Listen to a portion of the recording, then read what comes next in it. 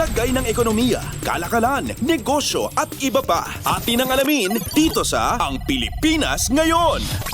Magandang araw, narito na po ang Balitang Business. Napasama sa listahan ng mga notorious market for counterfeit goods ang Green Hills Shopping Center sa San Juan. Ayon sa United States Trade Representative o USTR 2023 Review of Notorious Markets for Counterfeiting and Piracy, ang Green Hills Shopping Center ay isang malaking mall na maraming storefronts na nagtitinda ng peking produkto kasama na ang electronics, pabango, relo, accessories at fashion items.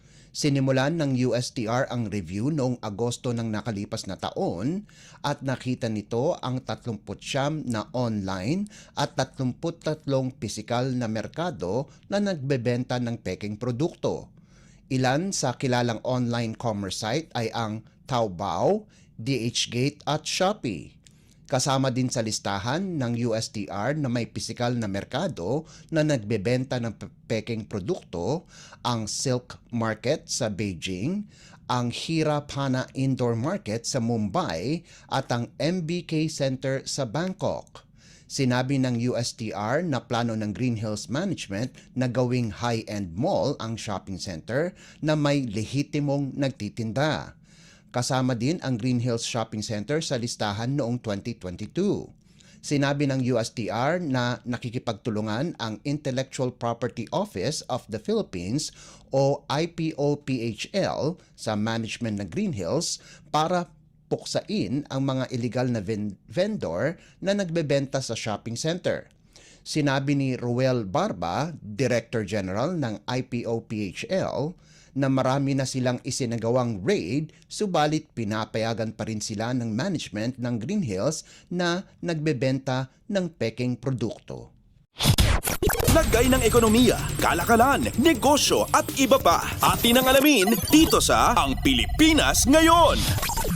Inaprobahan ng Philippine Economic Zone Authority o PEZA nitong Enero ang 12 proyekto na nagkakahalaga ng 2.21 bilyong piso ng investments. Sa isang pahayag, sinabi ni PEZA Director General Tereso Panga na inaasahan nilang marami pang mga investment ang kanilang makukuha sa mga susunod na buwan. Sinabi ng PEZA na naaprubahan ang mga investments noong nagkaroon ang Investment Promotion Agency ng unang board meeting na ginanap sa Baguio City Economic Zone o BCEZ noong ika-25 hanggang ika-27 ng Enero. Sa 12 bago at expansion projects, sinabi ng PEZA na 7 ay mga export enterprises, 4 ay sa information technology o IT enterprises at 1 facilities business. Inaasahan na lilikha ng 69.62 milyong pisong halaga ng exports at lilikha ng nasa 1,337 trabaho. Ayon pa sa PEZA, itatayo ang mga proyekto sa Cavite Economic Zone, Cavite Technopark Special Economic Zone o SEZ, Laguna Technopark, Lima Technology Center SEZ, Carmel Ray Industry o Industrial Park 2 SEZ, Laguna Technopark Annex SEZ at First Philippine Industrial Park.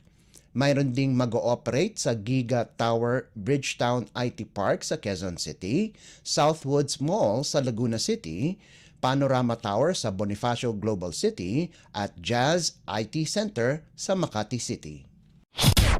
Lagay ng ekonomiya, kalakalan, negosyo at iba pa. Atin ang alamin dito sa Ang Pilipinas Ngayon. Patuloy ang ginagawang hakbang ng Department of Agriculture o DA upang mapabuti ang produksyon ng sibuyas sa bansa. Kabilang narito ang mahigpit na pagbabantay sa mga taniman ng sibuyas upang matugunan ang mga hamon na nakakaapekto sa kalidad at pag-ani ng mga sibuyas.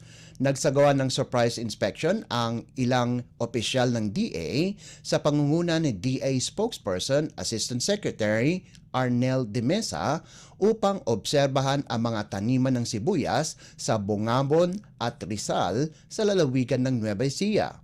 Tiniyak ng DA na nakahangdang sumuporta ang pamahalaan sa mga onion growers upang matiyak ang sapat na produksyon nito at mapataas ang kanilang kita.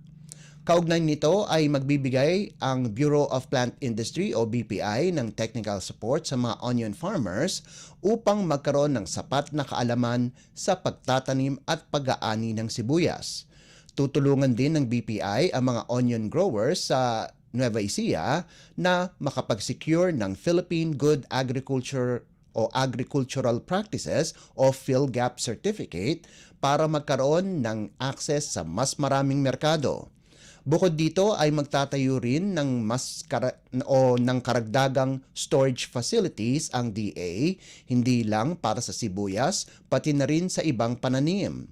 Kumpiyansa naman ng DA na magkakaroon ng sapat na supply ng sibuyas sa bansa ngayong 2024 dahil hindi nagkaroon ng malaking epekto ang mga peste sa produksyon ng sibuyas.